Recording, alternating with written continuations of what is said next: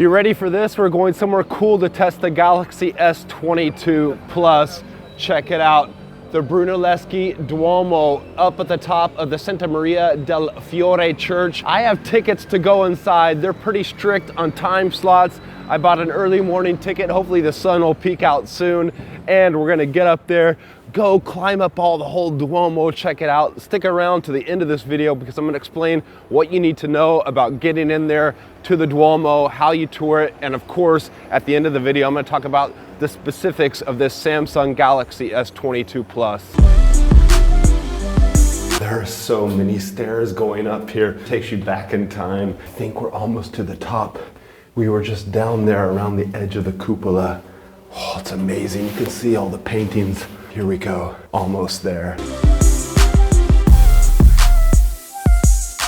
Oh, it's beautiful. Check it out. We're at the top of the Duomo, the big famous cathedral in Florence. This is the top of the world for the Renaissance culture. And look at this. It offers a 360-degree view of all of Florence. It's Renaissance city. It's breathtaking. And just to be able to walk up in it and see the architecture, the structure, how they built it all. And then you get up here and you get this view. Look at that down there. You can see Piazza Repubblica, off in the distance, the Arno River, Palazzo Pitti, and up that way, Porta Romana. That's where I live. Off that way is to the west. This way is to the east, Piazzale Michelangelo. This place really gives you a sense of orientation. If you come here to Florence, it should be one of your first stops because up here, you can see the entire city and just get an idea of where you are and think back to 1400s when they built this place, Filippo Brunelleschi. This place is amazing. I'm glad I came up here in the early morning hours. I booked an 8:15 time slot because up here right now there are only about 10 or 15 of us, so perfect, and it's perfect for getting up here and taking photos and also trying out this Samsung S22 Plus and just the quietness up here too, because down there on the streets there's a lot of the early morning hustle and bustle with the cars going by, and up here you're just kind of taken away and you get to enjoy the silence.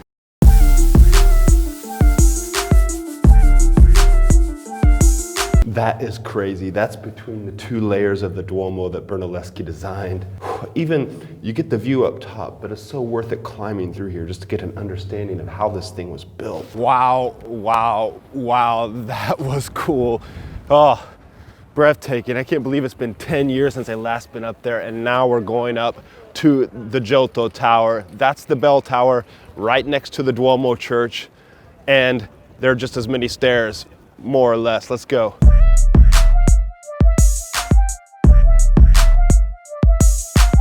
This is the top of Giotto Tower, built in the 1300s, about 100 years earlier than the cupola on top of the church next to it. Now to get up to the cupola there, it's 463 steps. This tower is just about as tall. Again, designed by Giotto, and like Sting, only goes by one name.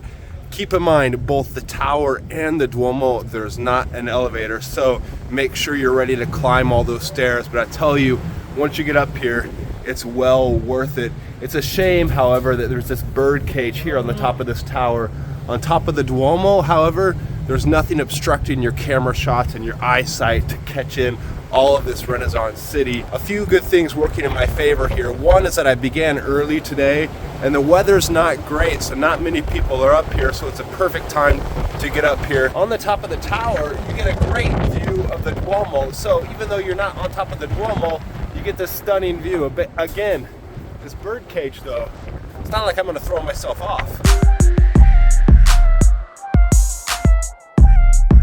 Well, that was pretty cool.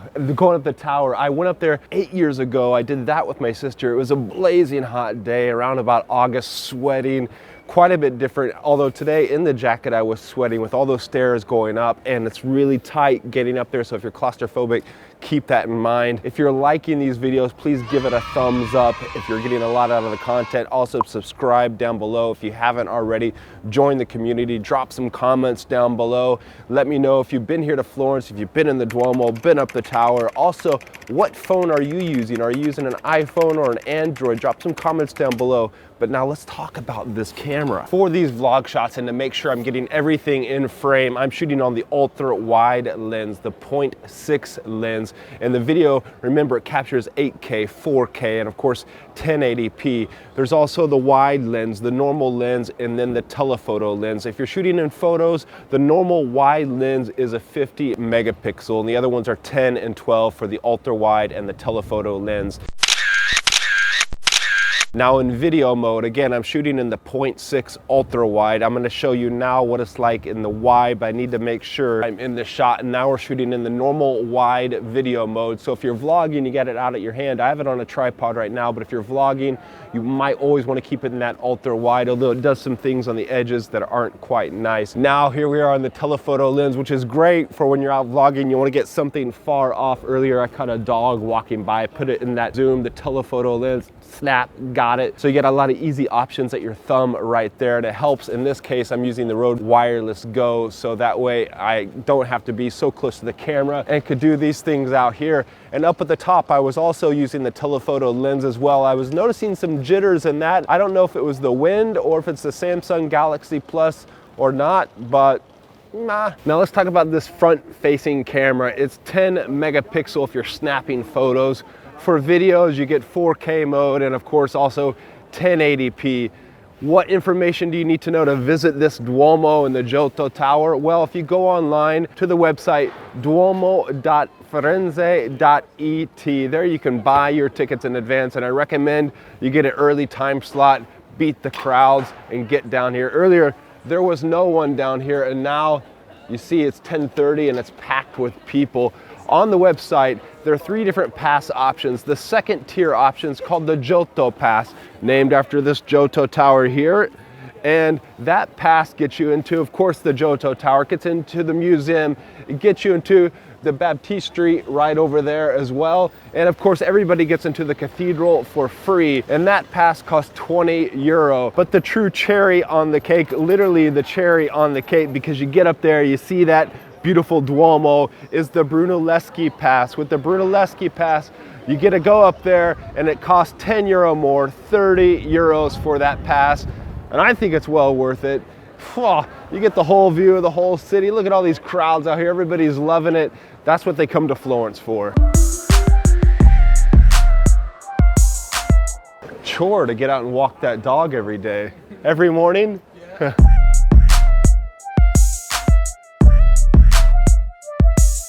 This place is amazing. I come here a lot. It's over in the San Lorenzo area, just north of the Duomo. So it's easy to get to if you're at the Duomo. It's called Le Meningere. I'll put a link to it down below. Now they say gear doesn't matter, and it doesn't, but hold on. And I'm back on the Canon M6 Mark II, and it's a much heavier rig if you're out vlogging and running around, and maybe you don't always have it in your pocket. Well, in fact, it doesn't even fit in your pocket. This Samsung S22 Plus, I love it. The photos, the videos, everything's great. Samsung has a great package, and it's a great rival to have for the iPhones. I think they're right up there with the iPhones. The wide lens, the ultra wide, and the telescopic lens, they give you plenty of options. Now, with this camera, as you can see, out all day, I had it in this little grip here. I had the Rode Wireless Go on it, I have this on it, and I also, it's loud in here. They're starting to have lunch down there. And I also had this lapel mic with a little dead cat on there to buffer the wind, and I needed it today up there on the top of the Duomo and on the top of the tower because it was windy, it was cold, and had I had this camera just holding out like that, you would have heard a lot of wind noise. This S22 Plus Galaxy is always going to be in my pocket, at least for the next year, maybe the next couple years. And they say gear doesn't matter, and that's true, but I prefer vlogging on a dedicated camera. That way I can use my phone for taking photos, for checking messages, for the internet and everything else, because if I'm also vlogging on this, it's going to suck out my battery life, and also it's very cumbersome to go around, show them my vaccination pass, and also be videoing at the same time. So that's why I stick with the Canon camera or some dedicated camera like this M6 Mark II to shoot my vlogs. But the thing is, when you're out and about, you don't always have your camera, you have your phone in your pocket. And in this case, if you have the Samsung Galaxy S22 Plus, I think you're going to be pretty well set.